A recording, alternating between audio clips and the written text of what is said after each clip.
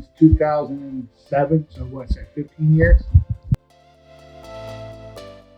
I started off as a husband of a client. Sandy got into this organization around 2005, I guess, 2004. She came in and I saw what they did for her. Check, I'm hooked. And then so the way I started was I started out as a husband of a client, then dogless handler. Then I was in charge of logistics of the events. And then they decided they wanted me to become a trainer. So I went through some training exercises with the guys, or the women, and became a trainer. And the first one was Tank. He was 13, I guess. Yeah. That's how I started, and that's why I started, because I'm safe. With the organization. The family orientation. Everybody's a big family. I mean, you can ask them for anything, and usually they'll come through. I started going up with Sherry, my predecessor, because she needed somebody to go with her to see the dogs and learn how to do that. And, so I went up there periodically, and when she was no longer with us, I took over as the program coordinator. So what we do twice a month, usually the second Saturday of the month, we go up there. We have at present 8 trainers and 4 dogs. We try to maintain that there. It's the second leg of the service dog training. First leg is puppy raisers. They get to a certain skill set and/or age. And then we bring them up there, and then we have a list of commands and things that these dogs want to be able to perform. And we go up there twice a month.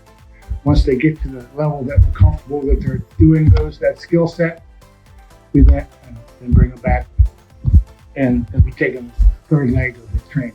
But what happens is up there, it's the minimum security prison, the Bureau of Prisons.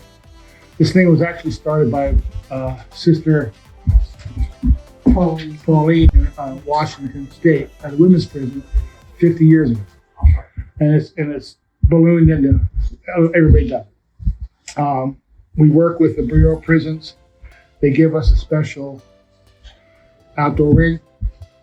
We can train anywhere in the facilities because they bring up out of the general population up on a hill, what they call campus. And it reminds me more of a college quad, but with barbed wire. There are no fences there, but anyway, the best inmates are then checked and background checked by the Bureau of Prisons. They can't have any violent records or any abuse of anything.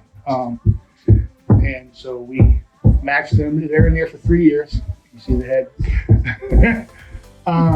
And during that process, they get to learn a skill. And we're just now in the infant stages of giving them a certification so they can put that on their little sheet when they get out.